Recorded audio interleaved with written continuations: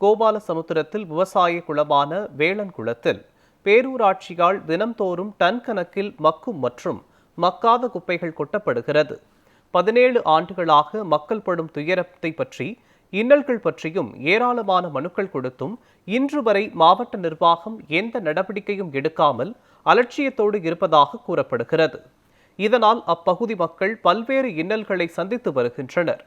இந்நிலையில் கர்ணன் படத்தில் குணச்சித்திர நடிகையாக நடித்த முத்தம்மாள் பாட்டி, கண்டா வர சொல்லுங்க, கலெக்டரை கையோட கூட்டி வாருங்க என தான் அனுபவிக்கும் இன்னல்களை பாடல்கள் மூலம் வெளிப்படுத்தி உள்ளது கவனத்தை ஈர்த்துள்ளது.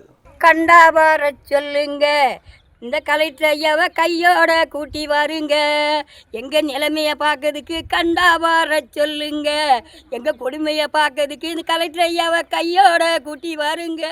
இந்த குப்பையை கொட்டி கண்ணீர் வடிக்கமா, அந்த கண்ணீருக்கு பதில் சொல்ல கலெக்டர் ஐயா வரணுமே. கண்டா வர சொல்லுங்க, இந்த கலெக்டர் ஐயாவை கையோட கூட்டி வாருங்க.